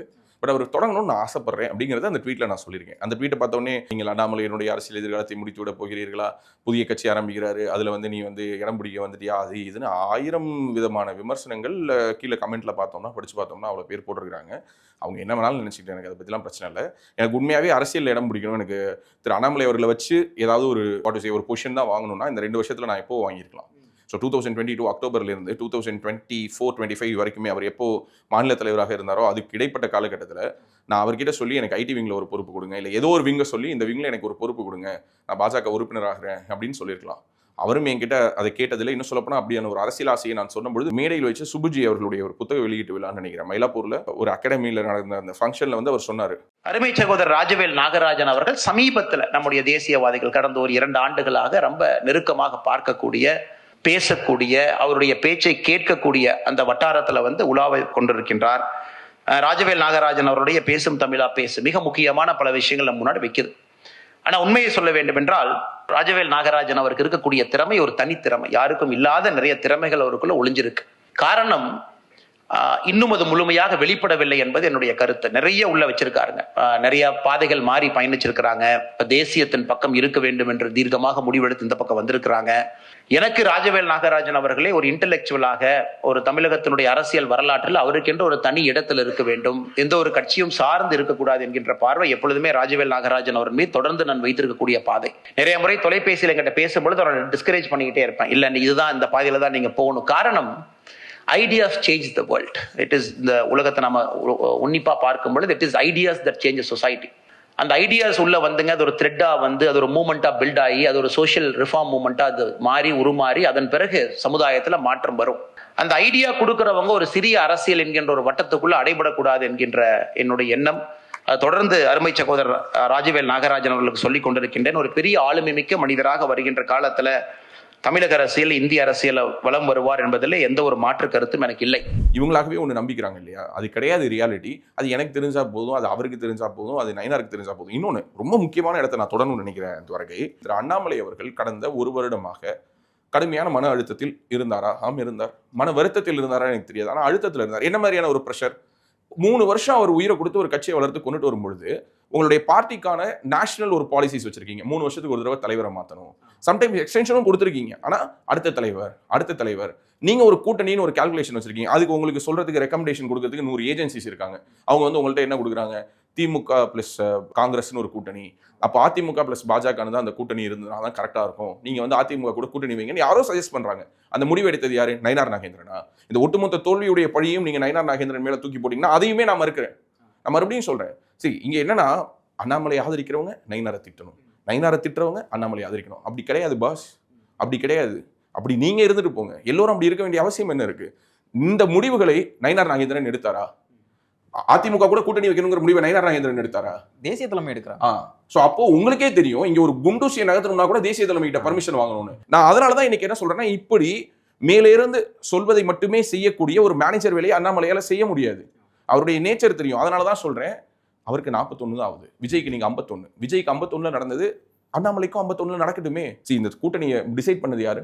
தேசிய தலைமை. ஓகே, இந்த கூட்டணி அறிவிச்சது யாரு? தேசிய தலைமை. இந்த கூட்டணியில இந்த கட்சிகள் இருக்கணுங்கிறத டிசைட் பண்ணது யாரு? அதுவும் தேசிய தலைமை தான். இந்த தொகுதிகளை இவங்க பெற்றுக்கொண்டாலும் இந்த தொகுதிகளில் வெல்ல முடியுமா வெல்ல முடியாதான்னு தெரியுமா தெரியாதா? அப்ப அந்த தொகுதிகளை ஒத்துக்கோங்கன்னு சொன்னது யாரு? இந்த தேர்தலுக்குன்னு ஒரு பார்வையாளர் போட்டீங்களா? முதல்ல ஒரு பார்வையாளர் போட்டீங்களா? பைஜன் பாண்டாவை மாத்தி யாரை போட்டீங்க? பியூஷ் கோயலை போட்டீங்களா? சோ அப்போ பியூஷ் கோயலுடைய ஒப்புதலோடு பெறப்பட்ட சீட்டுகள், அமித்ஷாவுடைய ஆசீர்வாதத்தோடு பெறப்பட்ட சீட்டுகள், அமித்ஷா விரும்பிய கூட்டணி. ஆனா தோல்வியை மட்டும் நயினார் நாகேந்திரன் ஏத்துக்கணும். அப்போ நயினார் நாகேந்திரன் மேல பழி போட்டு விட்டு ஒட்டுமொத்தமா இங்க இருக்கக்கூடிய மத்தவங்க எல்லாரும் ஓடி போய் ஒளிஞ்சுக்கிட்டா அது தப்பு. It's a collective failure. ஒரு கட்சி தோத்துதுன்னா அதனுடைய தலைமைக்கான பண்பு என்ன? ஸ்டாலின் வந்து வீடியோ போட்டார்ல, சொன்னார் என்ன சொன்னார்? இந்த தோல்வியை நான் ஏத்துக்கிறேன். அது ஒரு தலைவர் கழகு, அது ஒரு தலைவர் கழகு, அது ஒரு கட்சி கழகு. 1000 வேறுபாடுகள் இருக்கட்டுமே, திமுகவை நம்ம ஒத்துக்கணும். இப்ப இதை சொன்ன உடனே திமுக பக்கம் திமுக சைடு போட்டு திமுக சைடு போய் துண்டு போட்டு வச்சிட்டாங்க. இங்க இருக்கக்கூடிய சமூக வலைதளங்கள்ல இருக்கக்கூடிய நபர்கள் என்ன நினைக்கிறாங்கன்னா, அவங்க நினைக்கிறத நம்ம பேசணும். ஆக்சுவலி என்னன்னா, அது வரைக்கும் நான் வந்து இதெல்லாம் சேர்த்துதான் ஐயோ இவங்க கூட நம்ம வந்து குப்பை கொட்டுறது பெரிய கஷ்டமா இருக்குது. இப்போ சொல்ற மாதிரி இந்த வடிவேலு இம்சையரசன் படத்துல சொல்ற மாதிரி, எந்த பக்கம் போனாலும் பாதாள கிணறுகளாகவே இருந்தால் என்ன பண்ணுவதுங்கிற மாதிரியான ஒரு அரசியல் நிலைப்பாட்டை ஒருவன் எடுப்பதற்கு 1000 காரணங்கள் இருக்குன்னு சொல்லுவாங்க. எனக்கு அப்படிலாம் இல்லை. நாஞ்சில் சம்பத் ஏன் கட்சிகள் மாறினால் அவருக்கு 1000 காரணங்கள் இருக்கலாம். அதுக்கான ஜஸ்டிஃபிகேஷன் நாஞ்சில் சம்பத் இருக்கலாம், செந்தில் பாலாஜி கிட்ட இருக்கலாம். ஏன் இவ்வளவு கூட்டணி மாறி மாறி வந்தாங்கிற ஒரு கேள்வி வந்து பாஜகவுக்கும் இருக்கலாம் இல்லையா? அடல் பிகாரி வாஜ்பாய் தானே கூட்டணி வச்சாரு. ஹெச் ராஜாவை சட்டமன்ற உறுப்பினர் ஆக்கும் பொழுது கருணாநிதி தானே பிரச்சாரம் பண்ணாரு. நல்ல கண்ணுவை தோக்கடிச்சு அன்னைக்கு சிபி ராதாகிருஷ்ணன் வென்று போனாரா இல்லையா? ஸோ இதெல்லாம் நடந்தது தமிழ்நாட்டில் தானே. ஸோ அப்பெல்லாம் நீங்களாம் எங்க இருந்தீங்க? அப்போ அப்படிப்பட்ட கட்சிகள் எல்லாம் முற்று முழுதாக ஒதுக்கிட்டீங்களா? இன்னைக்கு நாளைக்கு ஒரு ஆப்ஷனுக்கு வருவோம், பேசுவோம். நாளைக்கு இப்போ காங்கிரஸ் தாவேகா கூட்டணி, அதிமுக யாரோட கூட்டணி வைக்கும்? மறுபடியும் பாஜக கூட வைப்பாங்களா? இனிமே பாஜக கூட கூட்டணி இல்லை, ஒட்டும் இல்லை, உறவும் இல்லைன்னு சொன்னது யாரு? சிவி சண்முகம் சொன்னாரு, எடப்பாடி பழனிசாமி சொன்னாரு. இப்போ தேர்தல் முடிவுகளுக்கு பிறகு நாங்கள் எந்த கூட்டணியும் இல்லைன்னு அறிவிச்சிட்டாங்க. சிவி சண்முகம் சொல்லிட்டாரு, சொன்னாரா இல்லையா? ஆமா. அதே சிவி சண்முகம் என்ன சொன்னாரு? எனக்கு ஒரு புள்ள ஒரு பொண்ணு, என் புள்ள தலையில் அடிச்சு நான் சத்தியம் பண்றேன், திமுகவோட நீ கூட்டணி வைக்க முயற்சி பண்ணீங்களா இல்லையாங்கிறது நீங்க சொல்லுங்கன்னு ஒருமையில பேசினாரா இல்லையா? பார்த்தோமா இல்லையா? நாளைக்கு இதே சிவி சண்முகம் கூட இருந்த இந்த 25 எம்எல்ஏக்கள் இன்னைக்கு எங்க இருக்காங்க? இந்த அரசியல் ஈக்குவேஷன்ஸ், இந்த அரசியல் நிலைப்பாடுகள், இது எல்லாத்தையும் நம்ம யோசிச்சோம்னா, இந்த பொலிட்டிக்கலா நம்ம ஒரு கமெண்ட்ரி மட்டும் இல்லை, இந்த பொலிட்டிக்கல் ஸ்பேஸ்னு ஒன்றுலேருந்து நம்ம பேசணும்னு நினைக்கிறோம்ல, ஆக்ஷன் பண்ணணும், இல்லை நம்ம இங்கே ஏதாவது ஒன்று செய்யணும், இல்லை இது சார்ந்த சில தொழில்கள் இருக்குது பொலிட்டிக்கல் ஸ்பேஸில். இன்னைக்கு டிஜிட்டல் எலெக்ஷன்ஸாக மாறிட்டு இருக்கக்கூடிய இடத்துல நிறைய சர்வீஸ் ப்ரொவைடர்ஸ் நிறைய விதமான சர்வீசஸை எலெக்ஷன் ஏஜென்சிஸாக இருந்து செய்கிறாங்க. இந்த மாதிரி எந்த வேலையுமே செய்ய முடியாது. அப்போது நாம எந்த இடத்துல நேர்மையா உறுதியா நின்று இருக்கோம்னா, இந்த தேர்தலில் நாம கிட்டத்தட்ட 11 தொகுதிகள் வரை இரட்டலைக்கு வேலை பார்த்தோம், தாமரைக்கு வேலை பார்க்கல. நாம் வேலை பார்த்த ஒரே ஒரு லோட்டஸ் கான்ஸ்டியூன்சி, பிஜேபி கான்ஸ்டியூன்சி திருவாரூரை தவிர்த்து வேறு எந்த ஒரு தொகுதியிலும் நாம் பாஜகவுக்கு வேலை பார்க்கவில்லை. ஆனால் நம்ம அதிமுகவுக்கு 10 இடத்துல வேலை பார்த்தோம். நம்ம வேலை பார்த்த இடத்துல 2 சீட் வின் பண்ணியிருக்காங்க. ஒன்று பழனி, இன்னொன்று நன்னிலம். பழனியில் வென்றவுடன் அவர்கள் அழைத்து என்னிடம் பேசினது என்னன்னா, எங்கெங்கெல்லாம் டிவிகே பேக்கெட்ஸ் இருக்குன்னு நீங்கள் சொன்னீங்களோ, எங்கெங்கெல்லாம் ஒரு ஸ்பைக் இருக்குன்னு நீங்கள் சொன்னீங்களோ, அங்கெல்லாம் நாங்கள் ஃபோக்கஸ் பண்ணி ஒர்க் பண்ணோம். அவங்க என்ன ஒர்க் பண்ணாங்க, அவர்கள் எப்படி வென்றார்கள், ஏன் வென்றார்கள், அதற்கு நம்ம காரணம் அப்படின்லாம் நம்ம கிளைம் பண்ண விரும்பல. ஆனால் இதான் நடந்துச்சு. சில இடங்களில் நாம் சொன்னோம், எங்க தாவேகா ஸ்பைக் இருக்குங்கன்னு. அதெல்லாம் இல்லை பாஸ், பார்த்திக்கலாம் அப்படின்னாங்க. சில இடங்களில் ரிசல்ட்ஸ் ஃபர்ஸ்ட்டாக மாறிடுச்சு. இவ்வளோதான் நடந்துச்சு. இதை ஏன் சொல்கிறேன்னா, அப்போது இவ்வளவு தொகுதிகளில் வேலை பார்த்த நம்மிடம் மாற்றுக் கட்சியினர் அப்ரோச் பண்ணியிருக்க மாட்டாங்களா? ஏன் எனக்கு திமுக யாரையும் தெரியாதா? என்னால் திரு உதயநிதி ஸ்டாலின் அவர்களையோ திரு சபரீசன் வேதமூர்த்தி அவர்களையோ சந்திச்சு பேசி திராவிட முன்னேற்ற கழகத்துக்கே வேலை பார்க்க முடியும். 2029 பிஜேபி போயிட்டு திமுக கூட கூட்டணி வைக்கலாம். அதுக்கான சாத்தியங்கள் இருக்குன்னு இப்பவே நீங்க பேச ஆரம்பிக்கலாம். அதுக்கான காய் நகர்த்தல் ஒரு பக்கம் நடக்கலாம். ஆனா ராஜவேல் நாகராஜன் இப்படி போயிட்டு உதயநிதியை சந்தித்தார். உதயநிதியிடம் அடுத்து என்ன அறுவடை செய்ய போகிறார்? I am very clear. இந்த மாதிரியான விமர்சனங்கள்னால, இந்த மாதிரி நீ எழுதுற கமெண்ட்னால, நீ போடுற மீம்னால சோர்ந்து போய் உட்காந்துருவேன், அந்த மாதிரியான ஒரு எண்ண ஓட்டம் நமக்கு இருந்ததுன்னா நீ மாத்திக்கோ. அதெல்லாம் நான் கவலையே பட மாட்டேன். நான் என்னுடைய வேலையை செஞ்சுக்கிட்டே தான் இருப்பேன். நான் அடுத்தடுத்த அடி முன்னெடுத்து வச்சு போய்கிட்டே தான் இருப்பேன். பேசு தமிழா பேசு டீம் முகங்கள் மாறும். ஓகே, இதனுடைய முகங்கள் மாறும். நல்ல வேலை முகங்கள் மாறும்னா, கிரண் எங்கன்னு நிறைய பேர் கேட்குறாங்க. கிரண் எங்க வேலையை விட்டு போயிட்டாரான்னு. இனிமேல் கிரண்லாம் லீவ் போட்டானா, அது லாங் லீவ் போட்டானா, அவனை விட்டு ஒரு கடிதம் எழுதி அதை பப்ளிஷ் பண்ணிட்டு போக சொல்லணும். கிரண் வந்து எல்லோருக்கும் தெரியும், நீனே சொல்ல என்ன மண்டே ஆற்றிய தவிர சொல்ல மாட்டேங்கிறீங்க. எக்ஸாம் எழுத போயிருக்கான். ஸோ எக்ஸாம் எழுத போயிட்டு இன்னும் ஒரு 2-3 நாட்கள்ல கிட்டத்தட்ட 2 வருஷமா ஒரு எக்ஸாமுக்கும் போல, எல்லா நாளும் லீவ் போடாம அப்படியே என்ன சொல்றது ஆஃபீஸ் கதியாவே இருந்தனா. ஆனா எனக்கு இந்த செமஸ்டரோட எல்லா எக்ஸாம்ஸ் 2 வருஷத்தோடையும் சேர்த்து கிளியர் பண்றதுக்கான ஒரு வாய்ப்பு இருக்கு. நான் எழுதணும்னா தாராளமா லீவ் எடுத்துக்கும். கிட்டத்தட்ட பல மாதங்கள் தொடர்ச்சியாக லீவே எடுக்காம ஒர்க் பண்ணிட்டு இருக்காங்க. சாட்டர்டேஸ் சண்டேஸ் எல்லா நாளும் ஒர்க் பண்ணிருக்காங்க. அதனால நம்ம லீவ் கொடுத்தோம். So again coming back to the point, திரு அண்ணாமலை அவர்கள் கட்சி தொடங்க வேண்டும் என்று நான் மனதார விரும்புகிறேன். ஆனால் அதற்காக அவர் கட்சி தொடங்கினோடனே அந்த கட்சியில் போயிட்டு சேர்ந்துக்கிட்டு எனக்கு மாநில அளவில் பொறுப்பு கொடுங்க, எனக்கு ஒரு விங்கு கொடுங்க, எனக்கு அது கொடுங்க, இது கொடுங்க, அதெல்லாம் நான் கேட்க மாட்டேன். அண்ணாமலை அவர்கள் என்னை கூப்பிட்டு இந்த வேலையை நீங்கள் பண்ணி கொடுங்க பிரதர்னா நான் பண்ணி கொடுப்பேன். That is my love, that is my affection towards him. எனக்கு அவர் என்னவாக இருந்திருக்கிறார், என்னுடைய இக்கட்டான சூழ்நிலைகளெல்லாம் அவர் எனக்கு எப்படி கை கொடுத்து உதவி இருக்கிறார் அப்படிங்கிறது எனக்கு தான் தெரியும். It's not about the financial transactions, it's all about the emotional way how he stood with me. என்னை பற்றிய மிகவும் அவதூறான விஷயங்கள்லாம் வந்த பொழுதே நீங்கள் எதை பற்றியும் கவலைப்படாதீங்க, ஜஸ்ட் கொஞ்சம் அமைதியாக இருங்க. அது மட்டும்தான், வேற எதுவுமே. ஒரு வார்த்தை இப்படி ஒரு விஷயம் சொல்கிறாங்க, அப்படி ஒரு விஷயம் சொல்கிறாங்க, அவங்க இப்படி எழுதியிருக்காங்க, இவங்க இப்படி ட்வீட் போட்டிருக்காங்க, இவங்க இது சொல்கிறாங்க, ஒரு நாள் கேட்டதில்லை அன்றிலிருந்து இன்று வரை. இன்னொரு விஷயம் சொல்லட்டுமா, இன்னைக்கு நான் போட்ட ட்வீட்டையும் அவர் பார்த்துட்டாரு. என்ன சொன்னார்னு கேட்குறியா? இல்லை, அதை நான் சொல்ல மாட்டேன். It's very personal, it's very private.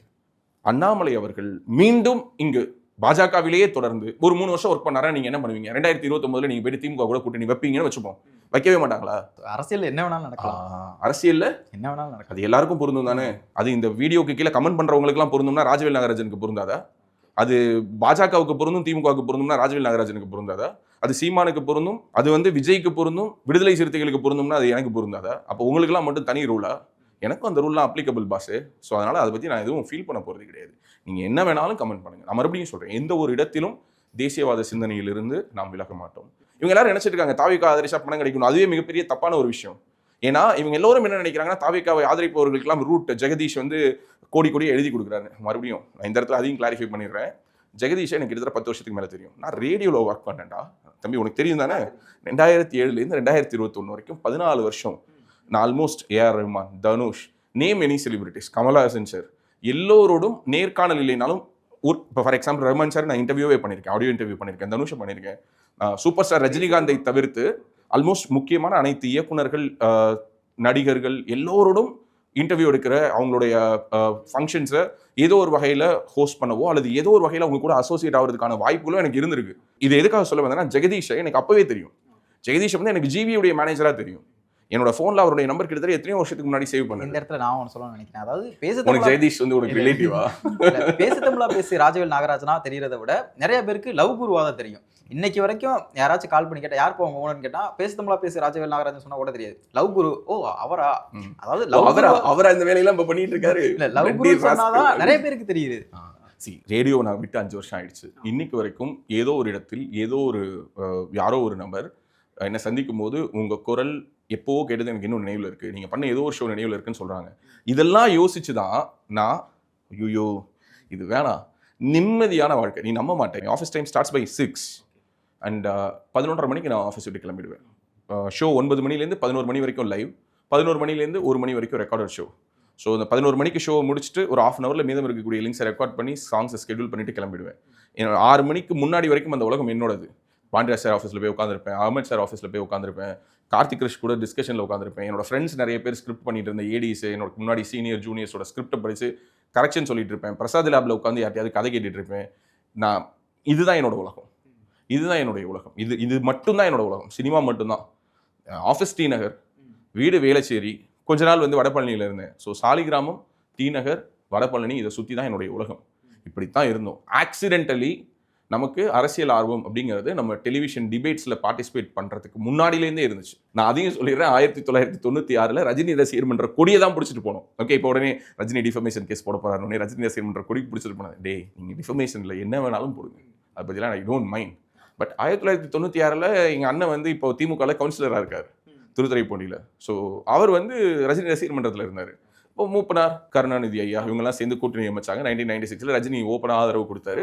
So ஊராட்சி தேர்தல் நடக்கும் இல்லையா, அந்த உள்ளாட்சி தேர்தல், அப்போ எங்கள் ஊருடைய ஊராட்சி சேர்மனாக நின்றவருக்கு தேர்தல் பிரச்சாரத்துக்கு போகும்போது நான் ரஜினி ரசிகர் மன்ற ஃபிளாக் எடுத்துகிட்டு போனேன் 96. ஸோ அரசியல் ஆர்வம், அரசியலை கவனிப்பது, அரசியல் பேசுவது, அரசியல்வாதிகளோடு பழகுவது, இது எனக்கு இப்போ இல்லை, என்னோட லைஃப் முழுக்க அது எனக்கு ஒரு கிஃப்டாக அமைஞ்சிருக்கு. ஸோ எல்லோரும் சொல்வது போல இதில் இருக்கக்கூடிய அனுகூலங்கள் ஒரு பக்கம்னா, இன்னொரு பக்கம் நான் சொல்கிறேன், ஈஸியாக இதை விட தாண்டி சோஷியல் மீடியா ஃபேமையும் மீடியாவை வச்சு பணம் பண்ணக்கூடிய எத்தனையோ யூடியூப் சேனல்ஸ் இருக்காங்க. ஃபுட் ரிவ்யூவர்ஸ் நம்மளை விட அதிகமாக சம்பாதிக்கிறாங்க, டெக் ரிவ்யூவர்ஸ் நம்மளை விட அதிகமாக சம்பாதிக்கிறாங்க, கார்ட்டூன் சேனல்ஸ் நடத்துறவங்க குழந்தைகளுக்கான கான்டென்ட் பண்ணுறவங்க நம்மளோட அதிகமாக சம்பாதிக்கிறாங்க. இதெல்லாம் நம்மளாலையும் பண்ண முடியும். வி ஹேவ் யூனிட், நமக்கிட்டையும் 20-30 பேர் இருக்காங்க, 7-8 எடிட்டர்ஸ் இருக்காங்க, 6 கேமராமேன் இருக்காங்க, 10 கேமரா யூனிட்ஸ் வச்சிருக்கோம். ஸோ நம்மக்கிட்ட இன்ஃப்ராஸ்ட்ரக்சராக நம்ம அவ்வளோ வச்சிருக்கோம். பட் அது எல்லாத்தையும் தாண்டி சரி நம்ம இந்த அரசியல் பேசுறதை விட்டு விலகி ஒரு மாதிரி மென்டலி ஒரு பீஸ் ஜோனுக்கு போவோம்னு நினச்சி தான் நான் அந்த முடிவு எடுத்தேன். நான் திரும்பவும் சொல்கிறேன், திமுக வரலை அப்படின்னா தாவிக வராதுன்னு நினைச்சேன். ஆனால் தாவிக வந்துருச்சு. அதிமுக வரணும்னு ஆசைப்பட்டேன். நடக்கல. அதனால நம்ம சரி ஓகே ஒரு பிரேக் எடுக்கலாங்கிறதுக்கு எனக்கு வாய்ப்பா சங்கர் கூட பேசின அந்த இன்டர்வியூ அமைஞ்சது. பட் நிறைய பேர், யூ ஒன்ட் பிலீவ், நிறைய பேர் எனக்கு எவ்வளோ மெசேஜஸ், நீங்கள் ஏன் இந்த மாதிரியான டிசிஷன்லாம் எடுக்கிறீங்க, நீங்களாம் அப்படி பர்சனலாக எடுத்துக்கூடாது, நீங்கள் என்ன பண்ணுவீங்க, இங்கே பொலிட்டிக்கலி ஒரு மிகப்பெரிய வேவ் இருந்திருக்கு, அவ்வளோ பெரிய செஃபாலஜிஸ்ட் கம்பெனிஸ், நேஷனல் கம்பெனிஸ் அவ்வளோ பேர் கணிச்சாங்க, ஒருத்தவங்களோட உண்மையாகலை, மை ஆக்சிஸ் இந்தியாவோடது மட்டும்தான் உண்மையாச்சு. அவனுமே நீ பார்த்தனா தாவேகாவுக்கு 100லேருந்து 120 எவ்வளோ கொடுத்துருப்பான். பட் அதே அளவுக்கு பார்த்தீங்கன்னா திமுக கூட்டணிக்கும் 90 சீட்டுகள் கொடுத்துருப்பான். அவங்களுக்கும் அவ்வளோ வரல. ஸோ அப்போது தாவேகாவினுடைய ஆதரவை கணிக்க தெரிஞ்ச அவங்களால திமுக இந்த அளவுக்கு பெறாதுங்கிறதையும் கணிக்க முடியல. +-3% எல்லோரும் சொல்லக்கூடிய மார்ஜினல் எரர். ஸோ இவ்வளோ விஷயங்களையும் மையப்படுத்தி நிறைய பேர் இல்லை நீங்கள் பேசணும்னு சொல்லும்போது கூட நான் கெப்ட் மை செல்ஃப், இல்லைங்க வேணாம், உங்களுக்கு தெரியாது, இது ஒரு ரத்த பூமி, நம்ம பேசினோன்னா ஏதாவது ஒன்று வந்துக்கிட்டே இருக்கும், அதனால் நம்ம பேச வேணாம். ஒரு வீடியோ அதிகபட்சம் என்ன ரெவென்யூ, 1 லட்சம் வியூ போச்சுன்னா 10,000 ரூபா, அவ்வளோதானே. ஸோ அதை ஏர்ன் பண்ணுறதுக்கு எனக்கு வேறு வழிகள் இல்லையா என்ன? ஆயிரக்கணக்கான வழிகள் இருக்குது, ஆயிரக்கணக்கான கான்டென்ட் இருக்குது. Not only political genre of content, நம்ம நிறைய பேசுறதுக்கு அவ்வளோ விஷயங்கள் இருக்குது. தினசரி அரசியல் பற்றி பேசாமலேயே ஆனால் அரசியல்வாதிகளிடம் லட்சக்கணக்கில் கோடிக்கணக்கில் சம்பாதிக்கிறவங்க இருக்காங்க. ஸோ நான் சொன்ன மாதிரி போன தேர்தலில் நாம் பணியாற்றக்கூடிய விதம், அதற்கு முன்பாக நம்ம பணியாற்ற தேர்தல்களை மையப்படுத்தி என்கிட்ட ஓப்பனாக இந்த பார் கவுன்சிலில் முக்கியமான ஒரு பொறுப்பில் இருந்தவர், ஓகே இப்போது இல்லை, போன தேர்தலின் பொழுது முக்கியமான பொறுப்பில் இருந்த ஒரு நபர் என்னை அழைச்சு பேசினார். சினோரா அசோக்கு நீங்கள் டிவி கேட்க ஒர்க் பண்ணி தர முடியுமா? நான் அவர்கிட்ட சொன்னேன், சரி என்னால் பண்ண முடியாது, தப்பாக எடுத்துக்காதீங்க, நீங்கள் என்னை கூப்பிட்டது வரைக்கும் சந்தோஷம், பட் நான் என்னால் பண்ண முடியாது. ஸோ நீங்கள் வந்து என்ன பண்ணுங்கள், வேறு யாரையாவது வச்சு பண்ணுங்கள் அப்படின்னு சொல்லிட்டு நான் ஓப்பனாக சொன்னேன். திமுகவில் இருந்து அழைப்பு வந்திருக்காதா? எத்தனையோ பேர் கூப்பிட்டு கேட்டாங்க. நம்ம பண்ண சர்வே வீடியோஸ் எல்லாம் பார்த்துட்டு நமக்கு அமைச்சர்கள் அழைச்சு பேசியிருக்காங்க. அதான் நானே சொல்ல வந்தேன், நம்ம பண்ண ஸ்டார்டிங் சர்வே வந்து நல்ல ரீச் இருந்து. ஸோ அதை பார்த்துட்டு எவ்வளவோ கால் வந்திருக்கான். ஸோ அப்போது இது எல்லாத்தையும் தாண்டி நம்ம ஒன்றும் தேர்தல் வேலை பார்க்குறோம், அதிமுகவுக்கு வேலை பார்க்குறோம், பாஜகவுக்கு வேலை பார்க்குறோம்னு சொல்லிட்டு தாவேகாவுக்கு பார்க்கல, திமுகவுக்கு பார்க்கல, யாருக்கும் பார்க்கல. பாலிசியாக நம்ம நின்னோம். Even though we are a proper registered psephology company, நம்மளோட அனலிட்டிக்ஸ் பிரைவேட் லிமிடெட் நம்ம தனியாக ரெஜிஸ்டர் பண்ணி த்ரோனா அனலிட்டிக்ஸுங்கிறது ஒரு கம்பெனியாக இருந்தாலும் கூட நாம் எடுத்த ஒரு கான்ஷியஸ் டிசிஷன் என்னன்னா, இல்லை இந்த தேர்தலில் வெற்றியோ தோல்வியோ லாபமோ நஷ்டமோ எடுத்த முடிவு ஒன்று தான், என்ன, என்டிஏக்கு வேலை பார்க்குறது. வேலை பார்ப்போம்னு நினச்சோம், வேலை பார்த்தோம், எக்ஸ்பெக்ட் பண்ண ரிசல்ட் வரல. ஸோ நம்ம அடுத்த வேலையை பார்க்க போவோம் அப்படின்னு நினச்சோம். இல்லை நீங்கள் இந்த வேலையை தான் பார்க்கணும்னு சொல்லி காலம் பிடிச்சி இழுத்து விடுது. சவுக் சங்கர் வந்த பிறகு பேசணும், அடுத்தடுத்து பேசணும். இந்த சூலூர் இன்சிடென்ட்டை போயிட்டு நம்ம கவர் பண்ணிட்டு வந்திருக்கோம். And of course it's good job, நான் வீடியோ பார்த்தேன். அடுத்து கிரண் வந்த பிறகு நிறைய பேச போகிறோம், நிறைய புதுமுகங்கள், நிறைய டேலண்ட்ஸை நம்ம தொடர்ந்து ஃபைண்ட் அவுட் பண்ண போகிறோம். தொடர்ந்து இந்த வாய்ப்பை, இந்த மேடையை நாம் கொடுக்க தான் போகிறோம். ஸோ இந்த சூழலில் இருந்து ஒரு விஷயத்தை தெளிவாக சொல்ல விரும்புகிறேன்.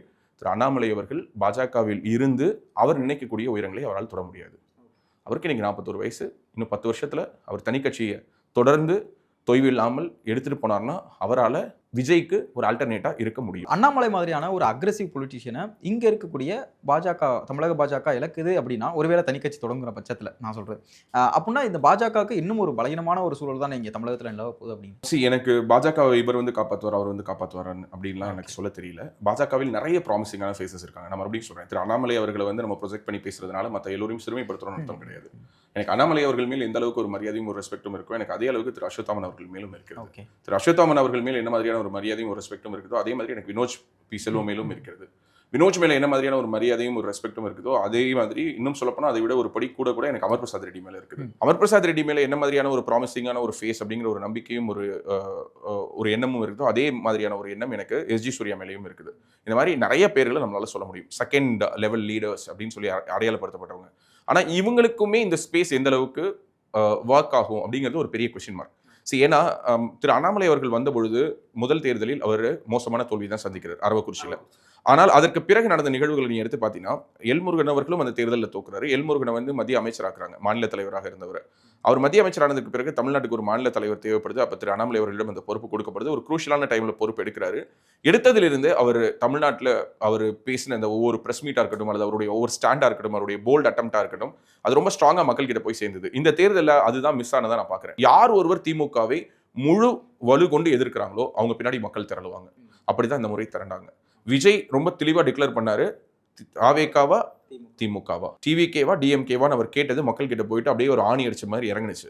அண்ணாமலை இருந்திருந்தா அந்த நரேட்டிவா அவர் செட் பண்ணிருக்கலாம். ஆனா அவரால் செட் பண்ண முடியாமல் போயிருப்பதற்கான காரணம் என்னன்னா, இந்த பக்கம் என்டிஏவான்னு கேட்கும்போது அது பின்னாடி போகுது. இதே பிரஷர் திரு அண்ணாமலை அவர்கள் மேல் வரும். ஸோ அப்போ ஒரு தனி கட்சி ஆரம்பிக்கிறாருன்னா அவர் நிறைய முடிவுகளில் அவர் தன்னிச்சையாக செயல்படலாம். இப்போ ஒரு உதாரணத்துக்கு சிபிஎஸ்இ மும்மொழி கொள்கையை இம்ப்ளிமெண்ட் பண்றதை பத்தி உடனடியே ஒரு அறிக்கை கொடுக்குறாரு. ஸோ அப்போ தேசிய கட்சியாக இருக்கும்பொழுது ஒரு தேசிய கட்சி எடுக்கக்கூடிய எல்லா நிலைப்பாடுகளிலும் விருப்பம் இருந்தாலும் விருப்பம் இல்லாவிட்டாலும் பதில் சொல்ல வேண்டிய ஒரு கட்டாயம் யாருக்கு இருக்கிறது என்றால் மாநில தலைவருக்கு இருக்கிறது. அந்த கட்டாயங்களிலிருந்து அவர் வெளியில வரலாம். ரெண்டாவது, பார்ட்டியில யாரையாவது ஒருத்தர் நீக்கணும்னா அப்படிலாம் நீக்க முடியாது. இன்னைக்கு வரைக்கும் திரு அண்ணாமலை அவர்களை விமர்சிச்சு பேசக்கூடிய எத்தனையோ பேர் கட்சியில் இருக்காங்க, யாரும் நீக்க முடியாது. திரு நயினார் நாகேந்திரன் அவர்களை விமர்சிச்சு பேசக்கூடிய கட்சியில் இருக்காங்க, நீக்க முடியாது. இவ்வளவு ஒரு படிக்கு மேல போய் சொல்றேன். மோடி அவர்களை விமர்சிக்கக்கூடிய சுப்பிரமணிய சாமியை கட்சி விட்டு நீக்க முடியாது. ஏன்னா பார்ட்டி அந்த மாதிரியான பார்ட்டி. ஸோ அப்போ இதுல ஒருத்தரை நீக்க முடியாது, ஒருத்தரை சேர்க்க முடியாது, நீங்க நினைக்கிறத செய்ய முடியாது. ஆனா நீங்க தமிழ்நாட்டில் ரூலிங் பார்ட்டியா வரணும். எப்படி வர முடியும்? கையை கட்டி காலை கட்டி ஒரு சேர்ல உட்காந்து சண்டை போடு அப்படின்னா இன்ட்ரெஸ்டிங்காக தான் இருக்கும். கையை கட்டி காலை கட்டி போட்டதுக்கு பிறகு ஹீரோ வந்து திடீர்னு எங்கேயோ வாய்க்குள்ள ஒரு பிளேடை வச்சிருப்பாரு, அதை எடுத்து கையில கொஞ்சம் கொஞ்சமாக இருப்பாரு. சினிமாவுக்கு தான் சாத்தியம். ஸோ அப்போ ப்ராக்டிக்கலி அவருக்கு ஒரு ஃப்ரீ ஹேண்ட் வேணும். இந்த 10 ஆண்டுகளில் எந்தெந்த அரசியல் ஆளுமைகள் எல்லாம் அரசியல் களத்தில் இல்லாமல் இருக்கலாம். அவங்க வந்து நீட் நாட் டு பி, அவங்க வந்து அவங்களுடைய வயசாயிடுவாங்க, வயோதிகம் வந்துடும், இறந்து போயிடுவாங்க, அப்படியே மூட்லயே நான் சொல்லலை. அரசியல் களத்தை விட்டு வெளியில் போறதுக்கான வாய்ப்புகள் யார் யாருக்கெல்லாம் இருக்கு? ஸ்டாலினுக்கு இருக்கு, எடப்பாடிக்கு இருக்கு, இருக்கா இல்லையா? 10 ஆண்டுகள்ல உங்களுக்கு வந்து சர்வைவல் கிரைசிஸ்ல இருக்காங்க. அவங்களுடைய இருப்பை அவர்கள் வந்து ஸ்திரப்படுத்துவதில் இன்னைக்கு அதிமுகவுக்கு ஒரு பெரிய பிரச்சனை இருக்கு. திரு எடப்பாடி அவர்கள் மேல் அந்த பிரஷர் ரொம்ப அதிகமா இருக்கு. ஸோ அப்போ இந்த பொலிட்டிக்கல் ஸ்பேஸ்ல யார் இருப்பாங்க? யாருக்கு என்ன வயதாகும்? திரு சீமான் அவர்கள் இன்னைக்கு 60 வயதை தாண்டிட்டார். ஸோ திரு அன்புமணி அவர்களும் 60 வயதை தாண்டிட்டார். இந்த 40 வயதுகளில் இருக்கக்கூடிய தலைவர்கள் அப்படின்னு பார்த்தீங்கன்னா திரு அண்ணாமலை அவர்களும், இந்த பக்கம் பார்த்தீங்கன்னா உதயநிதி அவர்கள். Okay, so 45 something he is around. So அவரும் அந்த 50 வயதுகளை நெருங்கிக்கிட்டு இருக்கிறாரு. ஸோ இப்படியான ஒரு சூழலில் உதயநிதிக்கான ஸ்பேஸும் எப்படி மாறலாம்? ஒருவேளை நாளைக்கு திமுகவுக்கு ஒரு ஸ்பிளிட் வந்துச்சுன்னா, கனிமொழி தலைமையில் ஒரு திமுக, கதிமுக, கனிமொழி திமுக, உதிமுக, உதயநிதி திமுக அப்படின்னு 2 திமுக வருதுன்னு வச்சுப்போம். ஸோ அப்போ என்ன நடக்கும்? வேற ஏதாவது ஒன்று நடக்கலாம். ஸோ அப்போ திமுக வலு இழக்கலாம். தாவேகா வர்சஸ் பாஜகன்னு மாறுறதுக்கு பதிலாக தாவேகா வர்சஸ் அண்ணாமலையினுடைய கட்சி. ஓகே, அது தமிழக வெற்றி கழகம் மாதிரி இவர் நிறைய பேர் வந்து கட்சியினுடைய பேர் வந்து டிஜேபி, தமிழக ஜனதா பார்ட்டி. எனக்கு தெரிஞ்சு அவர் ஜனதாங்கிற ஒரு கட்சியை தொடவே மாட்டார், பெயர் வைக்கக்கூடிய. ஒருவேளை அவர் கட்சி ஆரம்பித்தால் அதில் இந்த வேர்ட். ஏன்னா நீ யார் சொல்றதுக்கு? பாஸ், நான் யாருமே இல்லை, நான் என்னுடைய விருப்பத்தை சொல்றேன், நான் என்னுடைய பார்வையை சொல்றேன். இது அண்ணாமலை வவுச் பண்ணி சொல்ல, அண்ணாமலை இது அங்கீகரிச்சு சொல்ல, அண்ணாமலைக்கு இதுக்கு சம்மந்தம் கிடையாது, நான் வேணா எழுதி வேணாலும் கையெழுத்து போட்டு கொடுத்துறேன். அதே போல நாளை அவர் கட்சி ஆரம்பித்தாலும் அந்த கட்சியில் வந்து உறுப்பினராக சேர்ந்துக்கிட்டு எனக்கு பொறுப்பு கொடுங்க, எனக்கு பதவி கொடுங்கன்னு கேட்குற ஒரு எண்ணமோ ஒரு ஆசையோ ஒரு திட்டமோ இல்லை. நாம் இப்போது எப்படி இருக்கிறோமோ அப்படியே தான் அப்போதும் இருக்கும், எப்போதும் இருக்கும். அண்ணாமலை மாதிரியான ஒரு கிரவுட் புல்லராக இருக்கக்கூடிய ஒரு தலைவர் வந்து பாஜக விட்டு வெளியில வர்றாரு அப்படின்னா, ஒருவேளை வர்ற பட்சத்தில் ஸோ அங்க இருக்கக்கூடிய தலைவர்கள், ஏற்கனவே சீனியர்னு சொல்லக்கூடிய தலைவர்கள் மீது ஏற்கனவே விமர்சனம் இருக்கு. அண்ணாமலை அவர்களை இவங்க தான் ஓரம் கட்டினாங்க அப்படின்னு. இப்போ அண்ணாமலை அவர்கள் ஒருவேளை வெளியில வந்து கட்சி ஆரம்பிக்கிறாரு அப்படின்னா இவங்களுக்கான அந்த இது வந்து இன்னும் அதிகமாயிட்டே தான் இருக்கு. நான் ஒரு விஷயத்தை உனக்கு சொல்றேன். இது வரைக்கும் சில பேர் மனசு வருத்தப்பட்டாலும் பரவாயில்ல, நான் சில விஷயங்களை இன்னும் கொஞ்சம் மேபி அடுத்தடுத்த நாட்களில் நம்ம பேச தானே போறோம். ஆனால் நான் சொல்றேன், திரு அண்ணாமலை அவர்களை இங்க இருக்கக்கூடிய சிலர் மன வருத்தத்துக்கு உள்ளாக்குனாங்களா? ஆமா. அவருடைய தமிழ்நாடு பிஜேபியில, டெல்லி பிஜேபியில, அதாவது தேசிய தலைமையில அவரை சங்கடப்படுத்தினார்களா? ஆமா. அவர் மன அழுத்தத்தில் இருந்தாருன்னா ஆமா. அவருக்குள்ளார பல்ல கடிச்சிட்டு இருக்கிறது மாதிரியான ஒரு சிச்சுவேஷன்ல இருந்தாரானா ஆமா. ஆனா இப்போது எப்படி இருக்கான்னு எனக்கு தெரியாது. இது எல்லாருடைய வாழ்க்கையிலும் இருக்கும்ல, எல்லா கட்சிகளிலும் இருக்கும்ல, இருக்குமா இருக்காதா? எல்லா கட்சிகளிலும் இருக்கும், எல்லா நேரங்களிலும் இருக்கும். ஒவ்வொருத்தவங்க ஒவ்வொரு தருணத்துல அந்த மாதிரியான ஒரு ஃபேஸை கடந்து வருவாங்க. ஆராசாவை பல நேரங்கள்ல திமுக பின்னாடி போயிட்டு அமைதியா இருங்க, நீங்க பேசவே வேணாம்னு சொல்லி ஒதுக்கி வச்சிருக்குது. கனிமொழியை சில நேரங்களில் அப்படி ஓரம் கட்டியிருக்காங்க. ஒவ்வொரு கட்சியிலும் ஒவ்வொருத்தவங்க ஓரம் கட்டப்படுவாங்க. திரு அண்ணாமலை அவர்களை இந்த கட்சி கடந்த 1.5 ஆண்டுகளாக சரியாக அங்கீகரிக்கவில்லை என்ற ஒரு எண்ணம், ஒரு ஆதங்கம் எல்லோருக்கும் இருக்கிறது, எனக்கும் இருக்கிறது. கட்சி நினைச்சிருந்தா அவர் எங்க இருந்தாவது ராஜ்யசபாவுக்கு ரெப்ரசென்ட் பண்ணி அனுப்பியிருக்கலாம். கட்சி நினைச்சிருந்தா அவருக்கு ஒரு தேசிய பொறுப்பு கொடுத்துருக்கலாம். கட்சி நினைச்சிருந்தா அவர் ஒரு மத்திய அமைச்சராக்கி இருக்கலாம். கடைசியாக இந்த தேர்தலில் போட்டியிட வேண்டாம் என்ற ஒரு முடிவை அவர் எடுத்தார். அதை கட்சியை அக்செப்ட் பண்ணிச்சு. அவர் போயிட்டு அவ்வளோ கான்ஸ்டியூன்சி பிரச்சாரம் பண்ணி கொடுத்தாரு. கிட்டத்தட்ட 90 கான்ஸ்டியூன்சி பிரச்சாரம் பண்ணார். நியர்லி 90 கான்ஸ்டியூன்சி பிரச்சாரம் பண்ணார். உயிரை கொடுத்து பிரச்சாரம் பண்ணார். மனசு முழுக்க என்ன மாதிரியான கருத்து வேறுபாடுகள், அழுத்தங்கள், விருப்ப வெறுப்புகள் இருந்தாலும் அது அனைத்தையும் ஒதுக்கி வச்சுட்டு ஹானஸ்டாக பண்ணார். அதான் அவர். அதே தான் நான் திரும்பவும் சொல்கிறேன். இதை நான் இன்னைக்கு இல்லை, நீங்கள் போயிட்டு நம்மளுடைய ட்ராக் ரெக்கார்டு எடுத்து பார்த்தோம்னா என்றைக்குமே பேசியிருக்கோம். நம்முடைய வாழ்நாளில் ஒரு சிலருக்கு நம்முடைய வாழ்நாள் முழுவதும் நாம் நன்றி கடன் பட்டிருக்கணும்னு நினைப்போம் இல்லையா? அப்படிப்பட்ட ஒரு நபர் அவர். ஸோ அவரை விமர்சிப்பவர்களோடு திரைமறைவில் நம்ம கூட்டணி வச்சுக்கிட்டு வெளியில் நம்ம நடிச்சுக்கிட்டு அதெல்லாம் நமக்கு அவசியமே இல்லை, நமக்கு அது தேவையும் இல்லை. நான் அவரை எப்படி பார்க்கணும்னு நம்ம ஆசைப்படுறோன்னா, ஒரு இண்டிபெண்ட்டாக தன்னிச்சையாக அவர் விரும்புகிற முடிவு அவர் எடுக்கணும்னு நினைக்கக்கூடியவர். அவர் யாரையும் சார்ந்து இருக்கக்கூடாதுன்னு நினைக்கிறவர். அவருக்கு தனி கட்சிங்கிறது சூட் ஆகும்னு நினைக்கிறோம். இதை விட்டால் அது வேறு வாய்ப்பு இல்லை. மறுபடியும் அவர் பாஜகக்குள்ளார் வந்தார்னா, பாஜகவுக்கு தமிழ்நாட்டில் ஒரு ரெலக்டன்ஸ் இருக்குது, அதை நம்ம அக்செப்ட் பண்ணிக்கணும். அதை பிரேக் பண்ண முடியல. சரி, ஓகே, பிரேக் பண்ண தெரியல. யாருக்கு தெரியுதோ அவங்க வந்து அதை பிரேக் பண்ணணும். தமிழ்நாட்டில் மூலை முடுக்குகளெல்லாம் பாஜகவை கொண்டுட்டு போய் சேர்த்து எங்களால் பாஜகவை ஒரு தனி பெரும் கட்சியாக தமிழ்நாட்டில் ஆட்சி அமைக்க முடியும்னு யார் சொல்கிறாங்களோ அவங்க சொல்லட்டும். ஆனால் இங்கே கிரவுண்ட் ரியாலிட்டி என்னங்கிறது எல்லோருக்கும் தெரியும், எனக்கும் தெரியும், உனக்கும் தெரியும், இந்த வீடியோவை பார்க்குற எல்லோருக்கும் தெரியும். இன்னும் கட்டமைப்பாக கட்சி போக வேண்டிய தூரம் பெருசு. இன்னும் மக்களிடம் அதனுடைய அக்செப்டன்ஸ் லெவல்ங்கிறது மாறி இருக்கு. இன்னைக்கு அடுத்து ஒரு மிகப்பெரிய பொலிட்டிக்கல் பவரா டிவிகே வந்திருக்குது. அதை எதிர்த்து ஒரு அறிவுசார் அரசியலை முன்வைப்பதற்கு அண்ணாமலையால் முடியும் என்று நான் நம்புகிறேன். அவ்வளோதான். அதனுடைய வெளிப்பாடு தான் அந்த ட்வீட், அதனுடைய வெளிப்பாடு தான் இந்த எண்ணம், அதனுடைய வெளிப்பாடு தான் இந்த பேட்டி. இது யாரையும் குறிப்பிட்டு இந்த நம்பர் அந்த நம்பர் அவங்களுக்கான விளக்கம்லாம் இல்லை. ஆனால் அவங்கவுங்க ரிலேட் பண்ணிக்கலாம். அது அவங்கவுங்களோட விருப்பம். ஏன்னா அவங்களுக்கு தான் தெரியும் அவங்க நம்மளை எப்படி பார்க்குறாங்க. நம்ம ஆனால் எப்படி பார்க்குறோன்னா, நாம் 1000 விமர்சனங்கள் கருத்து வேறுபாடுகள் கொண்ட நபர்களை கூட அடுத்த முறை பார்க்கும் பொழுது அந்த கருத்து வேறுபாடுகள் அந்த நிமிஷத்தில் கடந்து, சரி ஓகே, ஏன் இதை இப்படி பண்ணோம், இதை இன்னும் பெட்டராக பண்ணியிருக்கலாமே, அவங்க நம்ம இன்னும் கொஞ்சம் பெட்டராக ஹேண்டில் பண்ணியிருக்கலாமே, இந்த வார்த்தையை நம்ம இப்படி பேசாமல் தவிர்த்துருக்கலாமே நினைக்கக்கூடியதான் என்னோட இயல்பு. ஏன்னா that's how my life style was. ஏன்னா நான் தினசரி அன்பை போதிக்கிறது, சண்டை போட்டிருக்கக்கூடிய குடும்பத்தில் சண்டை போட்டு அவங்களை பிரித்து விடுற அந்த வேலையை பண்ணுற லவ் குரு இல்லை. ஸோ அது வந்து எப்பேற்பட்ட உறவு முறிவுகளையும் இணக்கமாக செல்ல வைப்பதற்கு என்னவோ அதை தான் நான் பண்ணிகிட்டு இருந்தேன். ஓகே, ஸோ லைஃபோட அந்த குரூஷியலான மூமெண்ட்ஸில், தற்கொலை எண்ணங்களில், வாழ்க்கையே முடிஞ்சு போயிடுச்சுன்னு சொன்ன எத்தனையோ பேரை திரும்ப வாழ்க்கையில் மீட்டு கொண்டு வந்திருக்கேன். எனக்கு பண்ணுறதுக்கு நிறைய ஆக்கப்பூர்வமான வேலைகள் இருக்குது. நான் இன்றைக்கும் திரும்பவே நான் ரேடியோ சிட்டியில் வேலை கேட்கணும்னு இல்லை, நான் போய் பிக் எஃப்எம்ல வேலை கேட்கணும்னு இல்லை, ரேடியோ மிர்ச்சியில் வேலை கேட்கணும்னு இல்லை. நான் உட்காந்து இதே இடத்துல ஒரு மைக்கை போட்டு ஒரு ஸ்டுடியோவை போட்டு திரும்ப அதே லவ் ஸ்டோரிஸை நான் திரும்ப பேசினா கூட என்னோட ஆடியன்ஸ் இந்த உலகத்தோட எல்லா மூலைகளையும் இருக்காங்க. தலைகணமாலாம் சொல்ல, எனக்கு தெரியும் என்னோட ஆடியன்ஸ் எங்கே இருக்காங்க, எந்தெந்த மூலைகளில் இருக்காங்க, அவங்க என்னை எந்தெந்த வகைகளில் ஃபாலோ பண்ணிட்டு இருக்காங்கன்னு எனக்கு தெரியும். ஸோ அதனால் என்னால் அதை பில்டு பண்ண முடியும். ஸோ அதனால் நான் இங்கே சர்வைவலுக்காக ஒட்டிட்டு இல்லை, எனக்கு இது அவசியமும் இல்லை. எனக்கு தேவை என் மனசில் இருக்கிறத நான் பேசுறதுக்கான ஒரு ஸ்பேஸ். அதனால தான் பேசு தமிழா பேசுன்னு வச்சோம். பேசு தமிழா பேசுன்னு வச்சுட்டு நீங்களே பேசலைன்னு சொன்னால் என்ன அது சரியாக இருக்குமான்னு கேட்டாங்க. எனக்கு தப்புன்னு தோணுச்சு. ரேடியோவில் நான் பண்ண தப்பை நான் யூடியூப்லேயும் பண்ண வேணான்னு தோணுச்சு. ரேடியோவில் நான் அந்த தப்பு என்ன பண்ணேன், அந்த ஷோ வந்து செலிப்ரேட்டட் ஷோவாக இருந்த ஒரு டைம்லேயே நான் அந்த ரேடியோ விட்டு வெளியில் வந்தேன். ரேடியோட பீக்குங்கிறது 2015, 16, 18 அந்த டைம்லாம். நான் 2021 நான் குவிட் பண்ணும்பொழுது எனக்கு உருந்தது ஒரே ஒரு விஷயம் தான். நம்ம அரசியல் நிலைப்பாடுகள் பேச ஆரம்பிச்சிட்டோம். கிட்டத்தட்ட 3 வருஷமாக டெலிவிஷன் டிபேட்ஸில் பேசிகிட்டு இருக்கோம். நாம தான் லவ் குரு தான் ராஜவேலோட நாம் தமிழர் ஆதரவாளர். ராஜவேல் வந்து ஒரு தமிழ் தேசிய ஆதரவாளர். ராஜவேலுக்கு விஜயை பிடிக்கும், அஜித்தை பிடிக்கும், அவரை பிடிக்கும், இவரை பிடிக்காது, அவர் வந்து இதை ஆதரிப்பார், இதை எதிர்க்கிறாருன்னு பல்வேறு ஒரு ரிலேட்டபிளான சில விஷயங்கள் உருவாக ஆரம்பிச்சது. முகம் வேறு குரல் வேறா வச்சிருந்தேன். முகமும் குரலும் ஒன்று சேர்ந்து அடையாளப்படுத்தப்படும் போது என்னோட ஷோவுக்கு என்னால் ஹானஸ்டாக டெலிவர் பண்ண முடியும். லவ் குருங்கிறது ஒரு anonymous character, love guru is a masked face. So அது அப்படியே இருப்பது தான் சரி அப்படின்னு தோணுனதுனால நான் ஸ்டெப் அவுட் ஆனேன். தேர்தல் வந்துச்சு, தேர்தலுக்கு 4 மாதம் இருந்தது. நான் போயிட்டு சீமானிடம் சொல்லும்பொழுது சீமான் என்ன தெரியுமா சொன்னார், நீ அதை விடக்கூடாதுன்னு சொன்னார். இந்த நிமிஷம் வரைக்கும் அதுக்கு நான் நன்றி கடன் பட்டிருக்கேன். அவர் என்ன ஒரு வார்த்தை சொன்னார், டே அது உன் அடையாளம்டா, அதை விடாதுன்னாரு. அமீர், இயக்குனர் அமீர் இருக்கார்ல, அவர் இங்கே தொப்பி வாப்பா பிரியாணின்னு சொல்லிட்டு ஒரு பிரியாணி நிறுவனத்தை தொடங்கி வைப்பதற்காக இதே வேளச்சேரிக்கு வந்தார். அன்றைக்கி அவர் என்கிட்ட சொன்னார், நீ இதை எப்படி விடலாம்னு நினைக்கிற, இந்த அடையாளத்துக்கு தான் நம்ம சென்னைக்கு வந்தோம். சென்னைக்கு வந்தது எதுக்கு, நம்ம பாப்புலர் ஆகணும்னு, நமக்குன்னு ஒரு அடையாளத்தை தேடணும்னு. அப்போ நீ தேடி அடையாளப்படுத்தியிருக்க, நீ அதுக்காக உன் வாழ்க்கையில் 10-15 வருஷத்தை இழந்திருக்கடா, நீ அதை எப்படா விடலான்னு கேட்டார்.